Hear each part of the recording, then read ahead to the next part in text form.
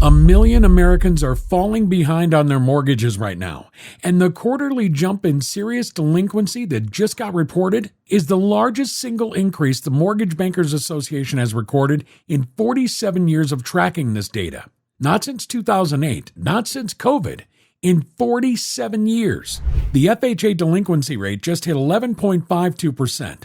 To find a number that high, you have to go back to 2011. The absolute floor of the post-financial crisis wreckage. And yet right now, in March 2026, with the Fed having cut rates 6 times, with home prices supposedly still elevated, with the economy supposedly still holding, we just printed a delinquency number that belongs in a recession.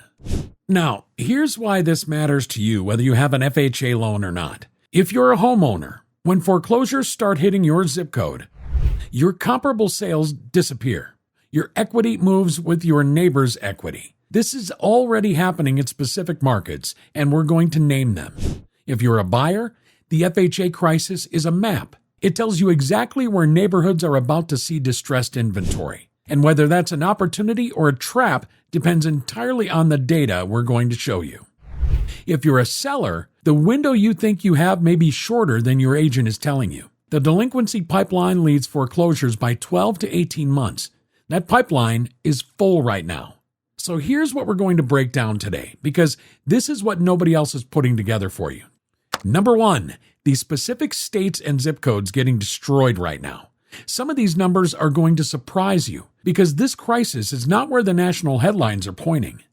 Number 2, 43,000 veterans were promised a government lifeline, watched it get quickly canceled with almost no media coverage, and now have no options. No loss mitigation, no path forward, nothing. That story deserves to be told.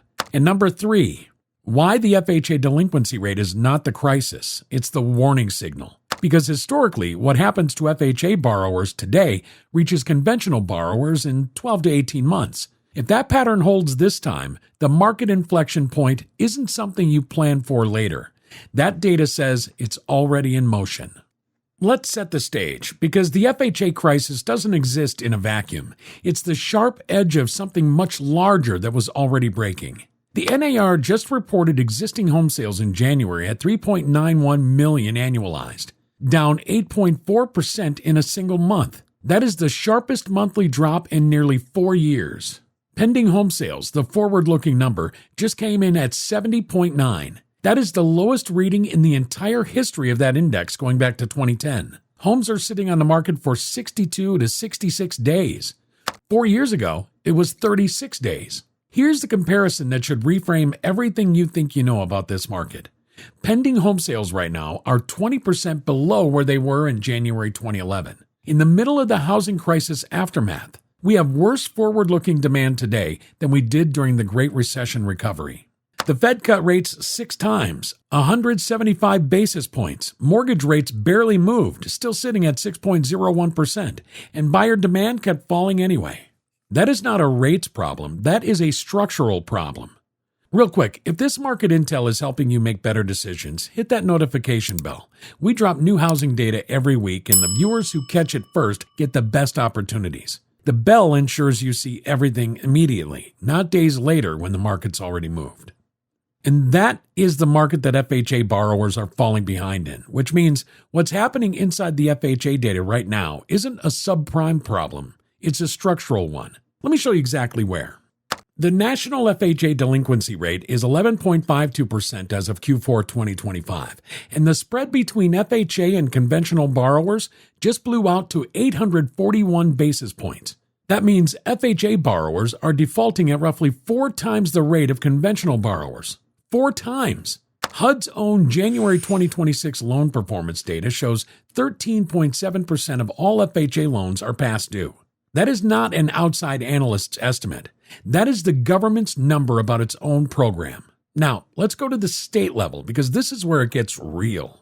Louisiana, 8.6% of FHA loans non-current. Mississippi, 8.4%.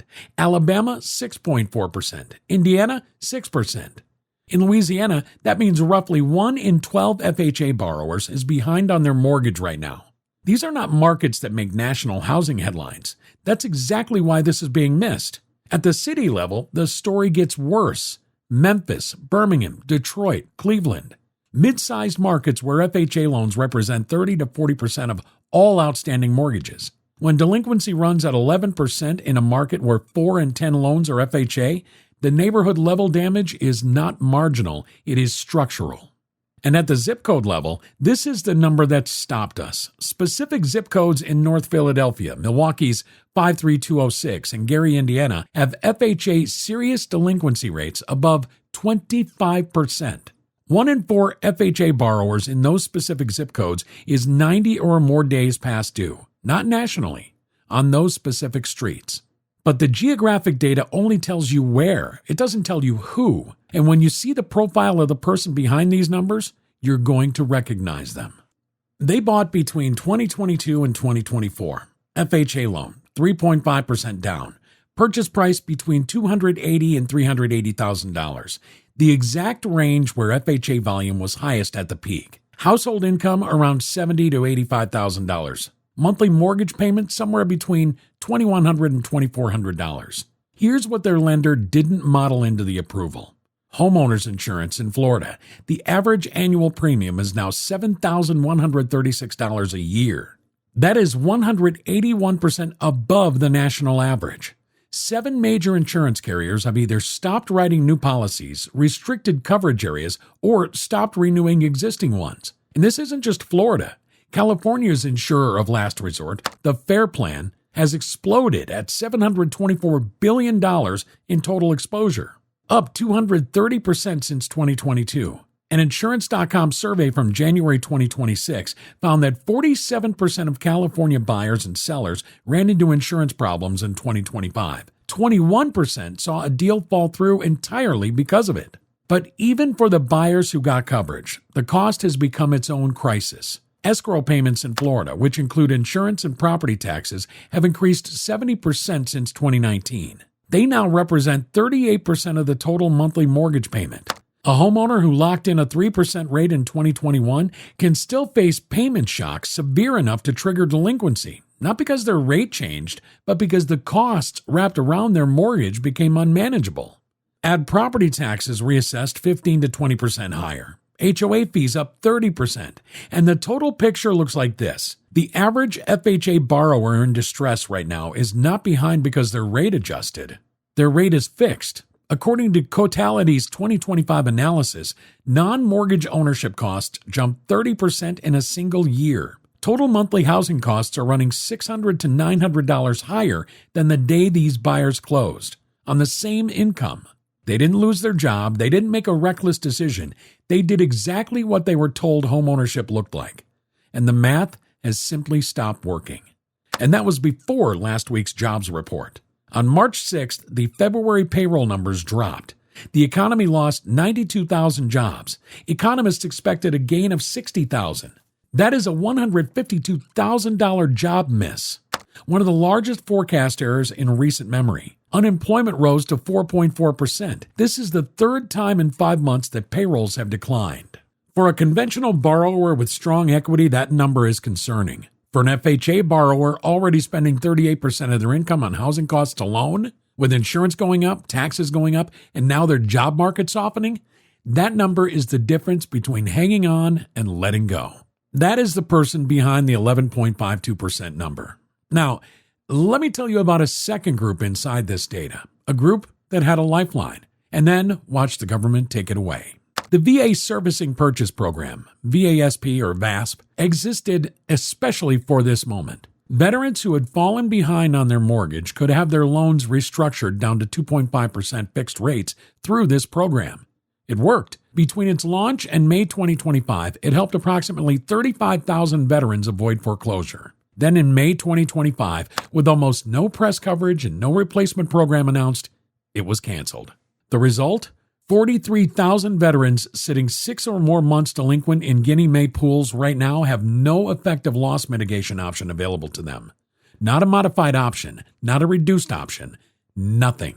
VA foreclosure inventory just hit 0.84%, the highest level since 2019. And the MBA's own language about the quarterly jump in the VA foreclosure inventory rate, the largest quarterly change recorded since the inception of their survey in 1979. That's not our characterization. That is the Mortgage Bankers Association's characterization of their own data. 47 years, the largest ever recorded. 43,000 veterans, no program, no path, and a foreclosure rate climbing at a pace this country has not seen in nearly 5 decades. Now, let me show you why what happened to them is not contained and why it's already moving into your market. And again, if this data is helpful, follow us. We track these delinquency numbers every month, and the Q1 2026 FHA report drops in May. And based on the current trajectory, it's going to matter. Turn on the notification bell so you see our breakdown within 24 hours, not days later. Here's what most people miss about FHA delinquency.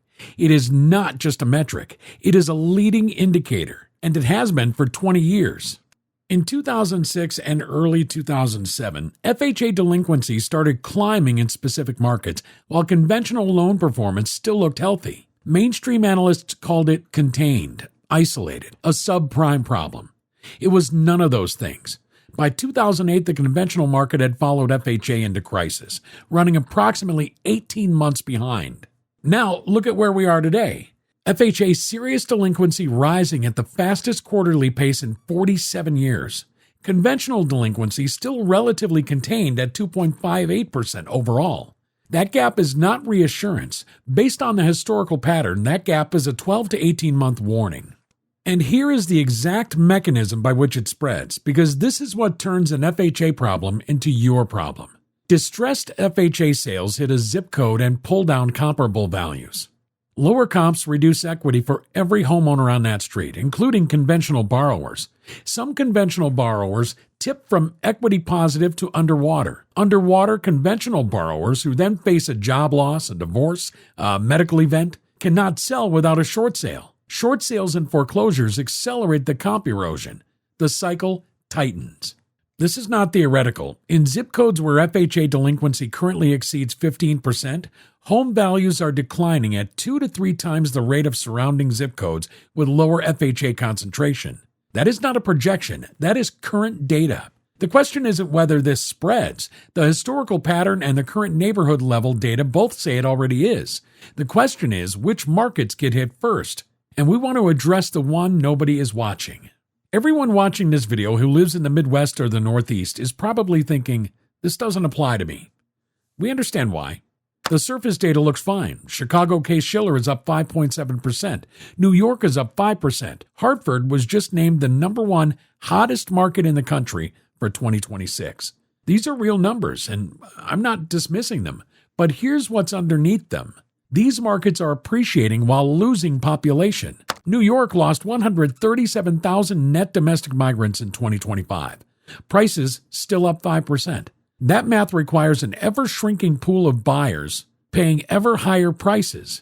It works until it doesn't. And the FHA delinquency data in these markets is already starting to tick. And consider this contrast. Austin is 27.8% below its 2022 peak. Hartford is 21.2% above its 2022 peak. Those two lines are moving toward each other. The question is not if they meet, it's which one moves faster. The Northeast and Midwest are not immune. They are delayed. And there is a difference between those two things that will cost people who don't understand it's a significant amount of money. Which brings me to the part of this video that actually matters. What you do with all of it. If you are a seller in a high FHA concentration market, and I named those states and cities earlier, the delinquency pipeline leads foreclosures by 12 to 18 months. The pipeline is full right now. Waiting for the market to recover before listing is not a strategy. It is a gamble against data that is moving in one direction. Price to sell in the next 90 days, or understand that your next comparable sale may be a foreclosure. If you are a buyer, before you make an offer on any property, look up the 90-day FHA delinquency rate for that zip code. This data is publicly available through HUD. A zip code with FHA serious delinquency above 10% is not a buying opportunity right now. It is a falling knife. The opportunity comes after the foreclosure inventory crests and comp erosion stabilizes. You'll know when that moment arrives because the delinquency rate will plateau before prices do. Watch the delinquency rate, not the listing prices. If you are a homeowner not planning to sell, pull your current equity position this week. If you're below 15% equity in a zip code with above average FHA concentration, you need to know that number before the market moves it for you.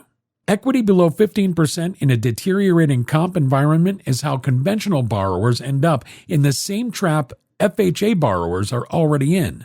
Know your number. I want to leave you with this. The median age of a first-time home buyer in America just hit 40 years old, all-time record. The share of purchases made by first-time buyers just dropped to 21%, against a historical norm of 40%. The people most dependent on FHA financing are being priced and defaulted out of the market at the same time. And now the jobs market is cracking underneath them.